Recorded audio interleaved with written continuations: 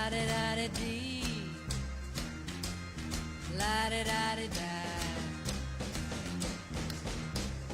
Grandmas sit in chairs and reminisce.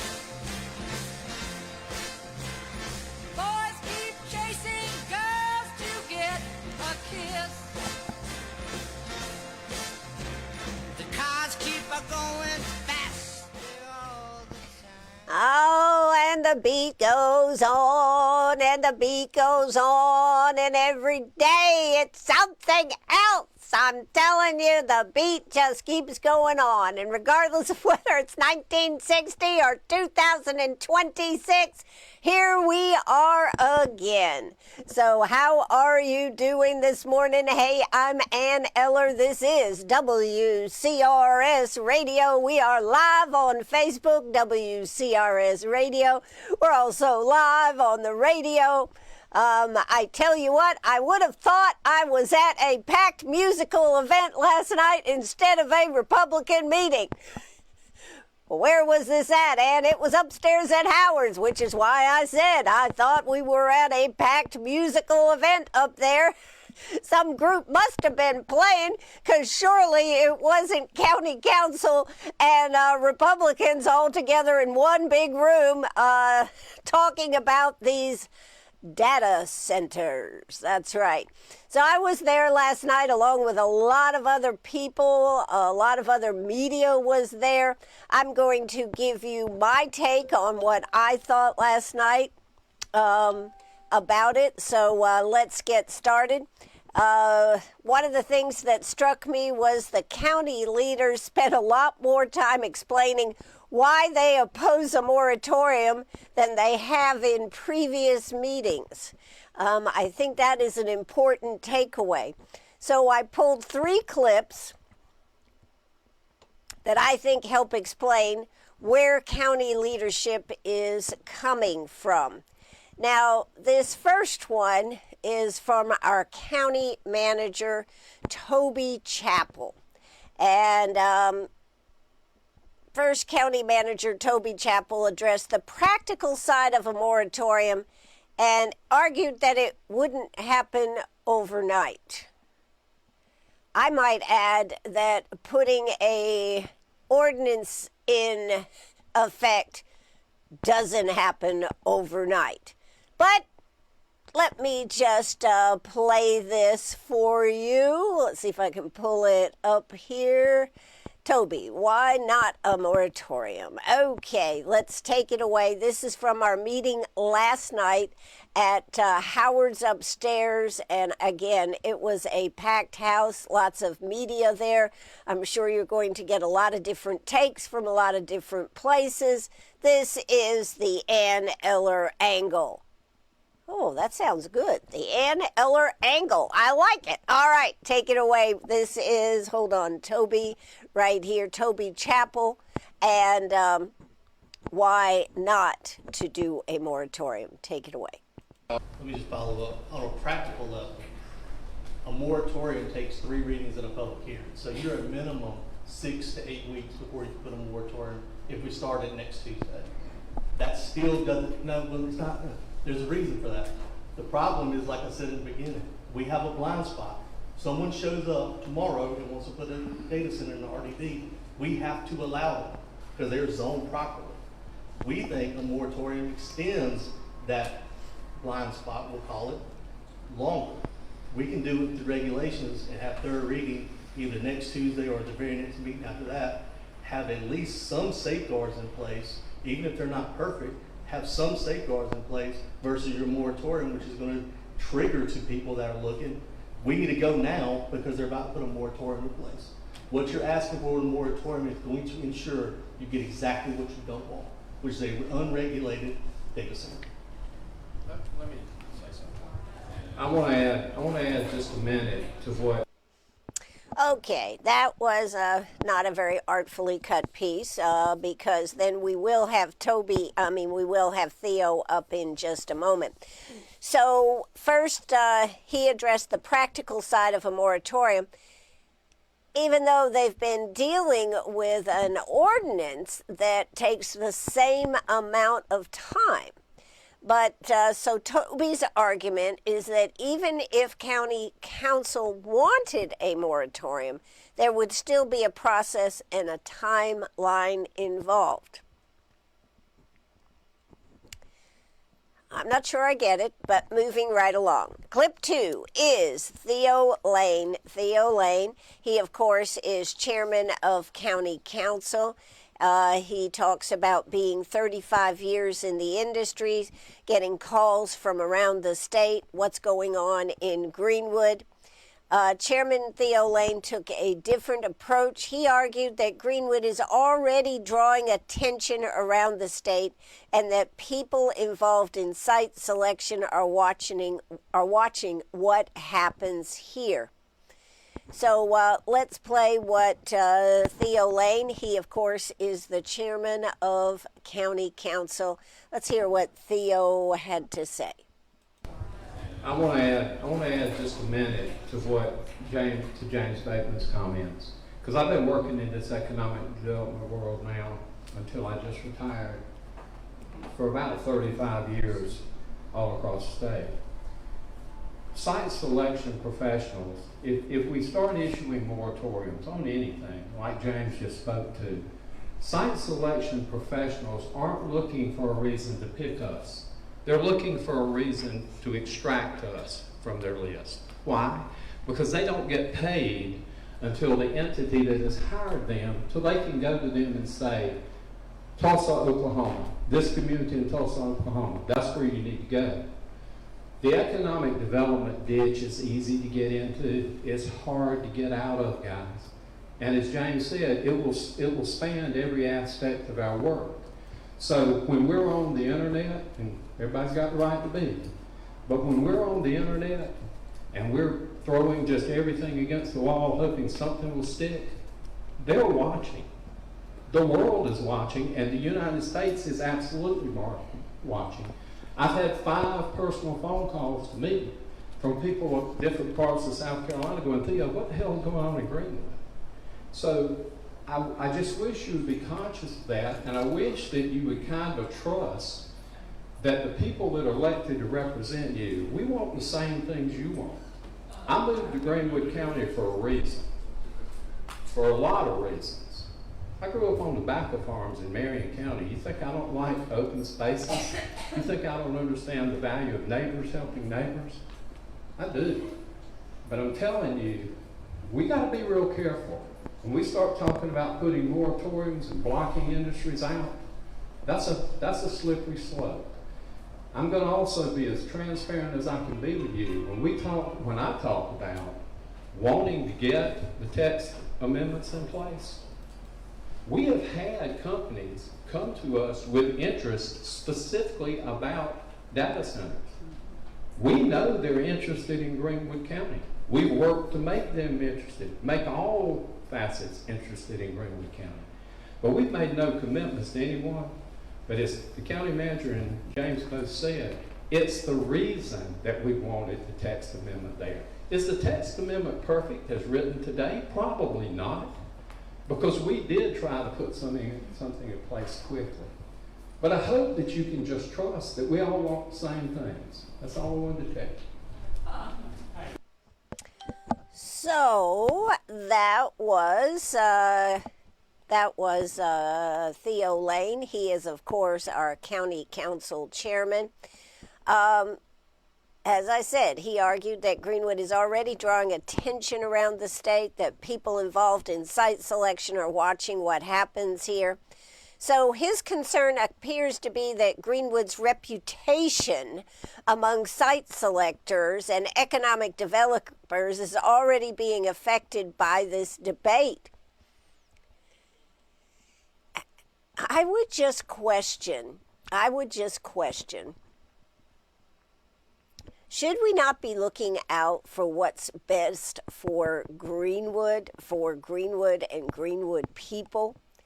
And, well, I'm not going to say it. I'm going to go play number 3 clip, and then I might have a few comments. The third clip this morning comes from James Bateman, who is our economic development person. He is out there talking to the folks, fielding calls, and of course getting, when a deal comes together, James Bateman has been at the table to make that happen. So James believes that putting a moratorium on data centers sends a bad signal. So this is the one I'm going to play for you now. This meeting, just FYI, went on for about an hour and a half, with a steady stream of questions from all across the audience there. It bridged all different kinds of questions. I really had to try to sift it down into something that I think hopefully highlights the biggest points for it. So let's hear James Bateman, what sign a moratorium sends to the world. Take it away. Sure, I'll take the first part of the question about a moratorium. James Bateman, the county's economic development director. Second part of the question about which zone they're appropriate in to be better suited for the planning department and our deputy manager of county operations who spoke to you earlier. So as county's economic developer, I would advise county council, if I were asked, I've not been asked because it's not been an issue for council's consideration, yet it has not been an item on their agenda.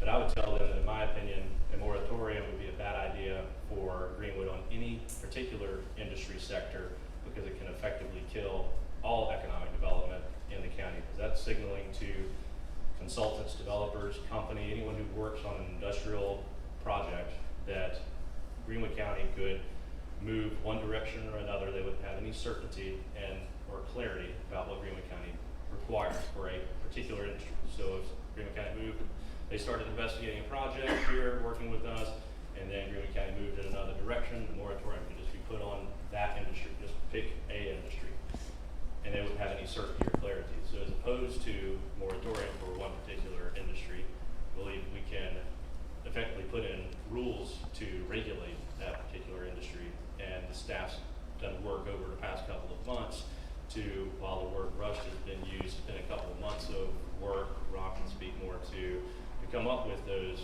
rules and regulations, vetting that through other communities that already have data centers, that have an ordinance in place, picking what elements of that works best for Greenwood, instead of kicking the issue down the road for however long a period of time and then taking it back up. If we can get the rules in place today, then we can provide the clarity and the certainty that developers or companies or their consultants are looking for in Greenwood. Because we're actively engaged with projects from all industry sectors, and they're looking at us asking what's the business environment in Greenwood. And it'd be a tough job to sell Greenwood if we're putting moratoriums on certain types of development, say Greenwood's supportive of industry, and that would take away that statement. Okay, I'm just going to let that sink in for just a second. That if we put a moratorium on data centers, it would send a bad signal about what other industries we would be open to. I have a hard problem with that one, folks, and I'm going to try to restrain myself here this morning, but I have a hard time. I mean, just because we do not want data centers at this moment because we don't understand all the ramifications doesn't mean that we would not be open to another Mexican restaurant. I'm making a joke here, or a Red Lobster. A Red Lobster coming, or well, we have Red Lobster. What was I going to say? Oh, I know. Another Italian restaurant, or a Amazon that's coming. It doesn't mean that we're not interested in those type of businesses.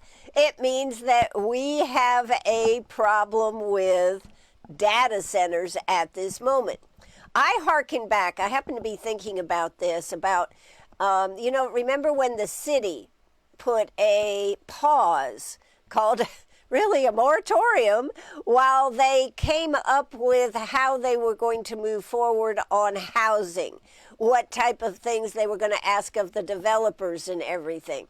FYI, I really haven't seen that developers left town and said, we're never going to be able to get anything now. No, developers waited the 90 days while they put the guardrails in for what is going to be required when a developer wants to develop a piece of property. It was a pause. It was a let's get more information. When the city had the information and felt confident about going back to it, guess what? They went back to it. So I find it hard to believe that a site manager would not consider Greenwood if they had a pause on data centers. I would think that site manager might say, well, they don't want data centers, but how about my project? And if we had what they were looking for, then maybe that's the direction it should go. But again, these are the things that were said at the meeting last night. My job is to get you the information, let you make up your own mind with a tiny bit of sauce from Ann Eller here. You know, I provide the spice and my own opinions. So anyways, those are the three clips. About this. Because I understand the argument that they're trying to make, but I still have a question. If a moratorium only applies to data centers, why would a manufacturer, distribution center, or another industry assume Greenwood would place a moratorium on them? So that's my question. Why would an industry that was not a data center,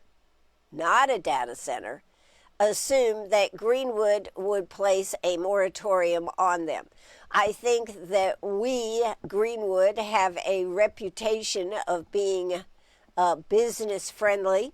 I don't think an Amazon would be locating over there in the business park in 96 if they didn't feel that we were business friendly, and any and all the other industries that keep coming to Greenwood. So I just don't really see that, but that was their position. So what I found interesting is that at Saturday's meeting with the Democratic Party was focused on why citizens wanted a moratorium. Monday night's meeting focused a lot on why county leaders oppose one. For the first time, I felt we were hearing both sides of their reasoning. And I think that's very fair takeaway from what happened. I also found it most interesting that the county was not interested in saying how much activity there'd actually been on data centers. Finally, and I'm not playing that clip today, finally, they did come back and decide that they could let us know. And to the credit of the person that asked the question, she just wanted to know how many inquiries. She was not asking what the name of the company. She did ask how long this had been going on, but she did not ask the name of the company, where it was at as far as in completion or non-completion. She simply was asking how many requests had they had. And I believe, if I remember correctly, I think they said they've had 3 requests. I think one other point that I did want to make is that Newberry just put a moratorium in place in Newberry. So all of this around us is happening. Now, County Council did say that they had been to look at some data center, I think, over in Aiken. They are planning to go to possibly visit another one, armed maybe with more information from the public as far as what our concerns are. And I think the other thing that came out of this meeting that was very interesting, at least to me, was the fact that Toby Chappell, county manager, brought up that it is conceivable with the amounts of information that they are working through that they may not bring it up at the next county council meeting. So we still, I guess, would be at this point. My question to county council is, are we still exposed? Are we still exposed? If a data center came in here tomorrow and said, hey, we're going to plunk our money down, we want to build one of these data centers, could they do it? Does the fact that they're putting together a ordinance stop anybody from doing anything until this ordinance, or if we'd gone with a moratorium? Those are some more questions that I really don't have the answers to, but I wanted to put it out there. I do think you do need to be calling your county council people. I do think you should be asking them questions. I do think a moratorium, this is my personal opinion now, a moratorium stops all action just on data centers. And the logic that it would take 6 to 8 weeks, how long have they been dealing with this ordinance that's supposed to protect us? That would be my question back. Anyways, that will conclude what I'm going to say about the conversation, about the meeting last night. It was well attended. It was respectful. People had lots of questions, and they were all different questions, which I really thought was great. We didn't hear the same question over and over. So if you were at the meeting, you had your own takeaways from it. If you weren't at the meeting, I hope I've given you some thought processes and given you the opportunity to think about where you stand on the issue of data centers coming to Greenwood. Should we be in a position of asking the question, should we be in the position of moratorium or going ahead with regs and an ordinance that may not cover us futuristically? Should we be doing that? I'm not sure what the answer is. Personally, I know that the state is looking at a statewide. Representative John McCravey brought that up. He said that the Senate had one side and the House had two different views on where they were coming from, and they are looking to, hopefully when they come back in January, they will make some decisions. But even they have questions on the state level what to do about data centers in South Carolina. I will remind you, John McCravey did think that down at the Savannah River plant would be a good place for data centers. They already have the electricity. They already have huge amounts of property down there with no housing, no nothing around it. I personally, this is just my personal opinion, think that that might be a good idea. He also, John McCravey, also suggested brownfield sites where nothing else can be built would be maybe appropriate. But this is all the conversation. A moratorium just puts us in the position of saying, not yet, we're not ready. And for me, personally, I think that's a good idea. Maybe you think that having the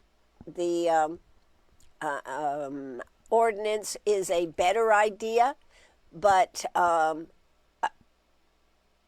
unfortunately, what I heard last night is that county council is trying to absorb all this information to try to come up with a proposal that will cover Greenwood. And I don't think they're ready yet. And even the fact that they said that this ordinance may not be ready for third reading, so they may put it off for another 2 weeks, indicates that they are not in that position. So, FYI, that's Ann Eller reporting on data centers, the Republican meeting last night, and it was amazing to see how many people were there. We are going to take a quick commercial break. When we come back, David Stumbo should be on the line with us. We'll be talking with him. It is Election Day 2026. So, excuse me, let's take that quick commercial break. Let's, excuse me, let's cue a little music here, or maybe we'll be ready to go right into commercials. Let's go right into commercials. Take it away. This is Mark Lynch. I'm not a career politician. I'm a businessman, a husband, a father, and a proud South Carolinian. I've spent my life raising a family, building a business, creating jobs, balancing budgets, and doing what I said I would do. That's the kind of accountability we need in Washington. I'm running for the United States Senate because South Carolina deserves a senator who answers to the people, not the lobbyist, not the special interest, and definitely not the Washington establishment. I'll fight to stop reckless spending, defend the Second Amendment, protect all life, support the America First agenda, and prioritize South Carolina's families again. This is the final week, and your vote matters. The politicians and insiders are counting on you to stay home. Don't give them that chance. Vote Mark Lynch for United States Senate on June 9th. I'm Mark Lynch, and I approve this message. Paid for and authorized by Lynch for Senate. Hi, this is Brantley with Greenwood Chick-fil-A. Nominate your office, teachers, church group, or team for breakfast for a bunch with WCRS. We love surprising and delighting our Greenwood community. Call or text 864-332-9355. It would be our pleasure. Call or text 864-332-9355 for breakfast for a bunch with WCRS. Hi, I'm John McCravey. I ran for office to serve our community and stand for the values that we believe in. In Columbia, I've worked to protect taxpayers by standing against wasteful spending while fighting for local priorities that matter right here at home. From protecting Lake Greenwood to helping constituents with state government, I'm committed to doing the job the right way. If you need me, you can call me directly at 864-396-3110. I'm John McCravey, and I paid for this message, not special interests, not PACs. Never give up, never surrender. Never give up, never surrender. Never give up, never surrender. You heard it, WCRS. We will never give up, never surrender. Keep listening right here on WCRS. We try harder because we will never give up, we will never surrender.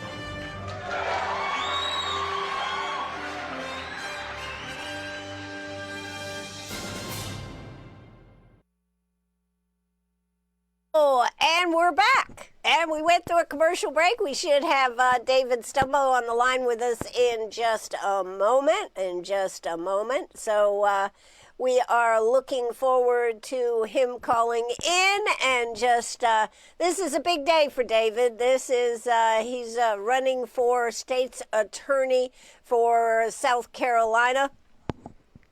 I will say this, I think everybody is tired. They're ready for this day to come and go, and the winners and the losers, whoever, but we need to have some answers.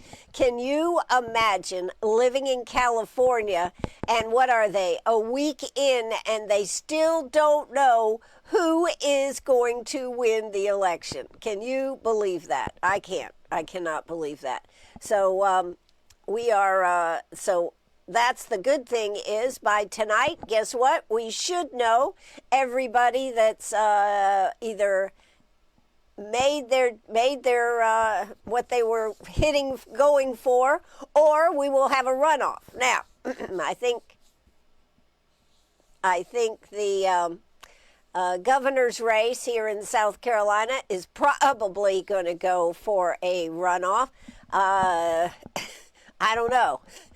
This is where we're at on that. So we'll just have to wait and see on that one. Most of the other races, I actually think, will be finished today, and hopefully by tonight we will know all across the state where we are at. It is an amazing fact that people can get out, vote, and we can count them in one day, and California and some of those other states are still not able to get us the answers.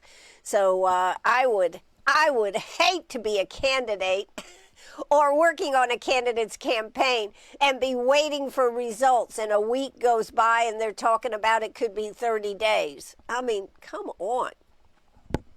Anyways, that's a little bit about where we're at on elections. You do have from 7 o'clock this morning to 7 o'clock this evening to get out and vote. You will be voting in your precincts. So FYI, if you don't know where your precinct is, goes to scvotes.gov, I think it is scvotes.gov, to be able to find where your location is. You will need an ID to vote, so please, when you go, make sure you have your ID with you.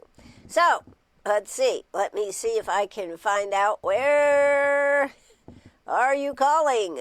Are you calling in? Earth to David Stumbo. I know, I talked to him yesterday. He said he was just glad to be coming home and going to spend a night at home. He said he has been out there, constant meetings and all this type of stuff. So I know that he is, he and I know everybody, I think, is ready for this to be over. You know, we thought about in the beginning of the governor's race how polite and everything everybody was. Well, that sure changed in the last week, hasn't it? If you've been following it on social media or even on some of the ads on TV and whatnot, you know that this campaign has taken a different turn, folks. It's gotten down and nasty. That's right.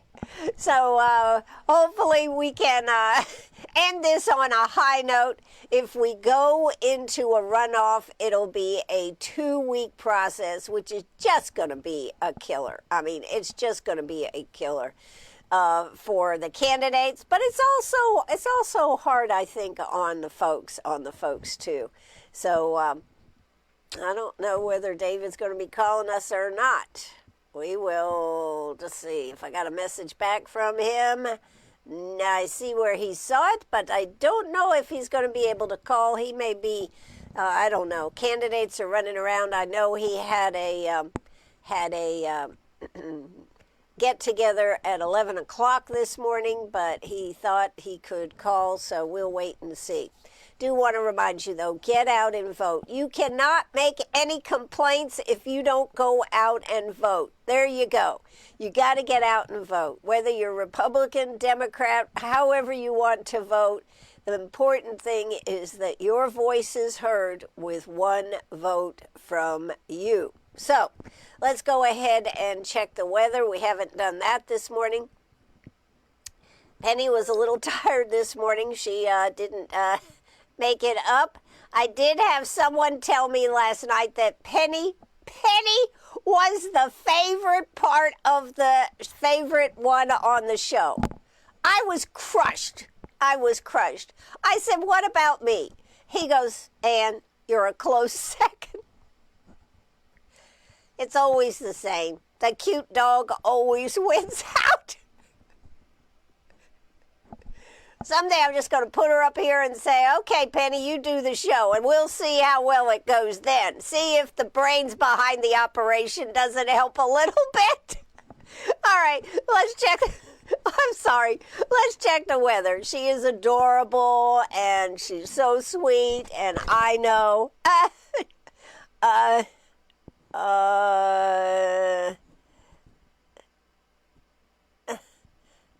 Well. so I don't understand that.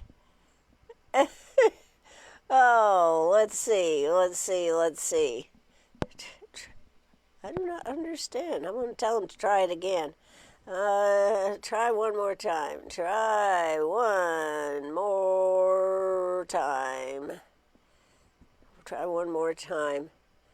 Hashtag goes at the end. Hashtag at end only. Maybe that's part of the problem, at end only. Okay. Let's see. So, we'll do the weather and see what the problem is with getting David on the phone. Is he trying it now? I don't know what the deal is. Alan Wilson had a problem. Everybody up. Looks, there he is. All right. Let's bring David in. David, are you with us? Yes, I'm here. Sorry, that was difficult to get sign on. All right. Well, that sounds great. So it's here. Today is here. What would you like to tell the folks? Well, we're ready for this election to be over because we have been working really hard the last few months. I'm getting the feedback in. Is that normal? Well, here, let me turn that. See if that. Try that now. Okay. Yeah, that's better. Well, I'm still hearing myself. Okay. Well, I don't. It's not. It's okay over the line. Yeah. Let me just do this. We are very excited to be in this race, and I think we're going to do well today. All the numbers that we're getting back in over the last few weeks have shown that we're trending in the right direction. I'm the only candidate in this race that's been a career prosecutor and a lifelong conservative Republican. And it is, we think we have the best background and vision to be the next Attorney General. And just feel like our grassroots game has been strong across the state, and like our chances today. Well, I will say this, David. In the one debate that y'all had, you were standing in the center, and we had your two opponents on either side. They kept attacking each other. You were the candidate that stood tall and had good points to make. So I think that debate did you very well. Yes, I think so too. I've had a lot of folks around South Carolina tell me that they were impressed with the fact that I seemed to be like the adult in the room, and the other guys were just taking shots at each other the whole time. And I was very thankful for that we were able to just share our message, right, without a lot of crazy stuff around us. Exactly. David, if you've got just a second, can you give us any updates on the case over there in Abbeville where a lot of illegals and Social Security numbers, actually using other people's Social Security numbers, where that case is at? Yes, and without going into a lot of detail, because we're involved in the prosecution of the case, sure, with the AG's office even currently. But what we were really wanting to make sure we're reining in here is businesses that are literally stealing identifications of American citizens and utilizing them to give cover to illegals that are coming in and working in their facilities. And that's the kind of thing that SLED has been looking at over the past couple of years.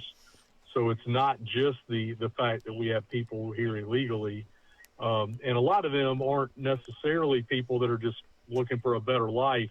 You know, there is some indicators. Of course, we're continuing to investigate everybody involved, and it's a very active and pending investigation.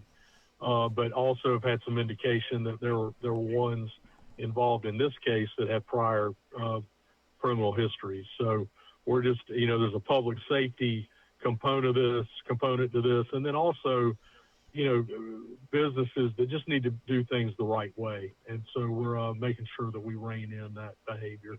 But that's that case is ongoing. We'll be continuing to assist the Attorney General's office with it and the state grand jury prosecutors. David, can you just speak to, I think I read that this has been an ongoing investigation since 2024. Oh my God, what could take so long? I guess that's my question in a nutshell. Well, it takes a long time to gather records and piece together exactly what's going on. I mean, these are people that are good at crimes, are pretty good at covering it up, and you have to take the time to make the case and build the case. And so it takes time for law enforcement to get search warrants for records and phone records and bank records and computer records. And so many things go into these particularly document-intensive case investigations, and that's what we had in this case. Well, it certainly was a surprise to Abbeville, Greenwood, and all of us when all of SLED and all the people came in. It was quite a day over there. Yes, it had a lot. That was a couple years in the making, and I think there's a lot of people that's criticized and said it was politically motivated on the timing, but I can promise you, Ann, my office and the Attorney General had nothing to do with scheduling the search warrant. That was SLED and Homeland Security and local law enforcement that had to get together. It was a joint investigation, and there was a lot that went into planning that execution of the search warrant on that particular day, and they scheduled that. So it just happened to fall a week before an election, but it certainly, I can promise you, was not timed for political purposes. Right. Well, it was pretty something, and kudos to all involved for getting that case at least moving in that direction. Of course, everybody is considered innocent until prosecuted by the law. Now, how long do you think it'll be before that case will even come up, David? All the scheduling will be done through the state grand jury, and they will coordinate with us to get court time. But it'll take a number of months. The case is still being investigated. There's still maybe other people involved that we need to bring to justice as well. So the prosecution will take a little bit of time. It's not going to be like next week. Right. Understand. Well, I know you want to tell everybody to get out and vote. I know you want to tell them to vote for you. So why don't we give you a couple of minutes to tell the folks why? David Stumbo, he is our solicitor right here in Greenwood, wants to be the South Carolina Attorney General. I know you're going to make this position. I know you're going to make it because you were the adult in the room. But anyways, David, tell us why. Well, Ian, I can tell you I love what I currently do. I love the job of circuit solicitor, and it's been my honor to do it for 14 years for Greenwood and the surrounding counties. But I really feel strongly that we need good leadership on the state level, and particularly in the Attorney General's seat, the governor's seat, and other key positions. As our state's changing, we have a ton of new people moving in. We need to maintain our values and what makes our state special. And so that's why Vanessa and I made the decision after a lot of prayer to do this and run the race. I do believe we have a good shot of winning this. So we're just going to keep our foot on the gas today. And if we end up in a runoff, we're going to be ready for another 2 weeks of that. But I just wanted to let everybody, all the listeners know, we're going to be at Howard's on Main tonight. I had a lot of people say, well, you should do it's a statewide race. You should do your watch party in Columbia or Greenville. And we really wanted to do this in Greenwood tonight and share this with the community. Win, lose, or draw, we wanted to be with our people in Greenwood tonight. So tell everybody that's listening right now, come on out to Howard's on Main tonight.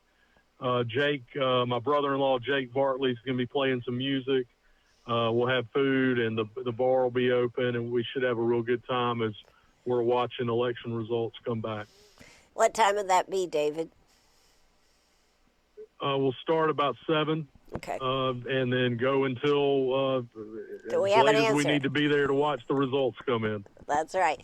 Well, the good thing is, Solicitor David Stumbo, is that we will know tonight, most likely, and we're not like California.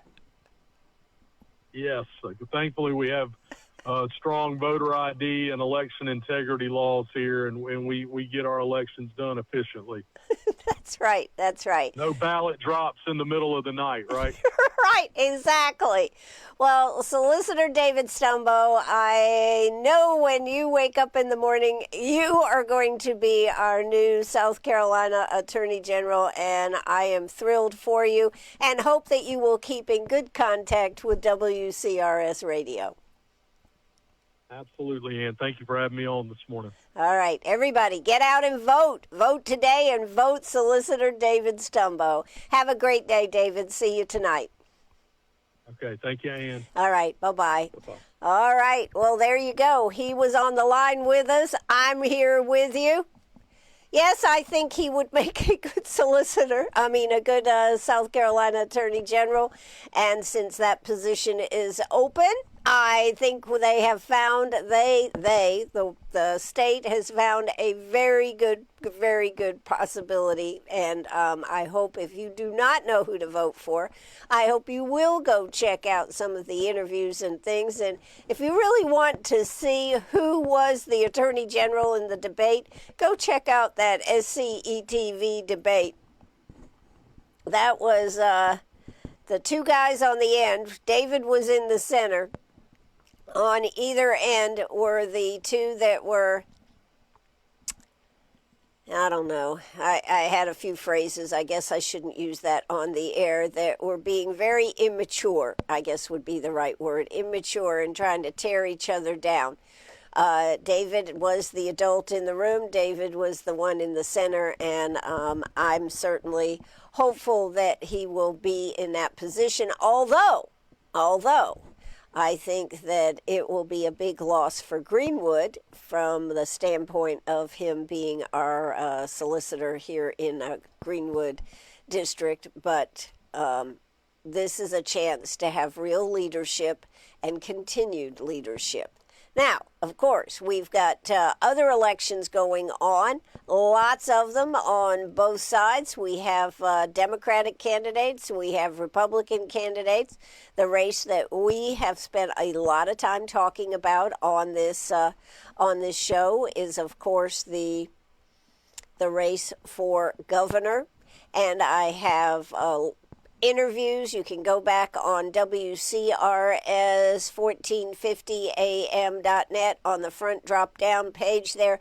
There are all kinds of interviews that I've done over the last few months, and all of them, Ralph Norman, I don't think we had a sit-down with, and Nancy Mace, we did not have a sit-down, but we did get call-ins and get people in studio. So I hope that if you have any questions, you will go back and check those out. This is a question on the governor's race, probably going to be a runoff situation. I think that Lieutenant Governor Pamela Evett has thought that she was with Trump's endorsement, might have run away with it, but I don't believe at this moment that she has pulled that off. Now, surprise, surprise, you never know what's going to happen that night, do you? Or that day when all the votes are counted. But I think there will be a runoff. If you have questions, try to get those questions answered, but also do not forget to get to the polls today. This is your opportunity to be there and be in the catbird seat and cast your vote. If you do not cast a vote, guess what? I don't think you have the right to be able to squawk about it. So please do that. If you got a question or a comment this morning, 864-332-9355. That's 864-332-9355. Don't see any comments on Facebook this morning, but let's go ahead and check in and see if we have some questions here this morning. Good show, Ann. Thanks for putting that information out there. Well, thank you very much. Somebody else asked, where's Penny this morning? Penny has been sleeping in this morning, and Ann was a little tight in trying to get all these clips together and be on the air and look decent here this morning. So Penny is still sleeping. Penny is still sleeping. But other than that, I am ready to talk about... Somebody just said, you can do it. Yes, I know I can. I can do it. I have done it. We are almost finished here for this morning. I will tell you this. I am not doing a show this afternoon. In fact, with all the interviews I did last week, I decided I needed a few days off, so we will be doing the morning show, not the afternoon show. Do want to remind you, I believe it is today is it 12 o'clock? I know it is today. I just question whether it's 12 or 1 o'clock. And Barklow they're going to be doing a pollinators, let's see if I can find this for you real quick. A pollinators discussion down there right out in front of the... In front of what? In front of the Veterans Center. So let's see if I can find the exact time. It's going to be a very interesting conversation about pollinators, what you can do to have. There we go. There it is, right there. To have to know how to have a garden that has the right things, all this kind of stuff. So this is the festival. Yes, we got the garden tour. Where is that thing? She had Ann Barklow, who is a master gardener, had posted it. And here it is. Buzzing with Life, a tour of Greenwood's pollinator paradise. Clemson Extension Lunch and Learn goes outdoors. So the popular Clemson Lunch and Learn series will take a walk on the wild side Tuesday, that's today, as participants gather outdoors for Buzzing with Life, a tour of Greenwood's pollinator paradise. Instead of meeting at the Extension office, attendees will meet at the gazebo in front of the Veterans Plaza.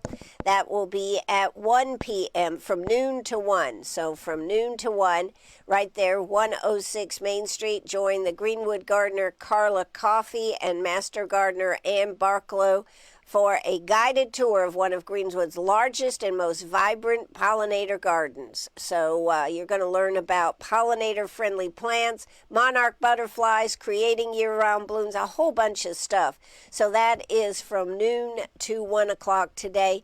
Hope you make it to that. So that's one thing that I know going on, but please get out and vote. I'm going to be at some of the parties around town, so I hope to see you, and I hope you get out and vote because you are the solution. You are the problem if you don't vote because you didn't make your voice known.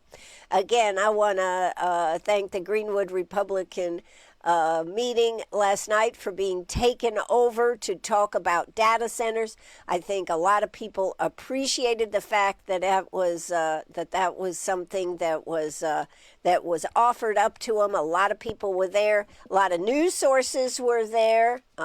So there's lots of opportunity to find out more about it, not only from this show, but from other shows. So if you are undecided, we did interview, as I've said. You can check it out on WCRS 1450 AM.net.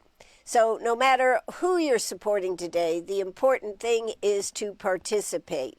People around the world would love to have the opportunity to freely cast a ballot.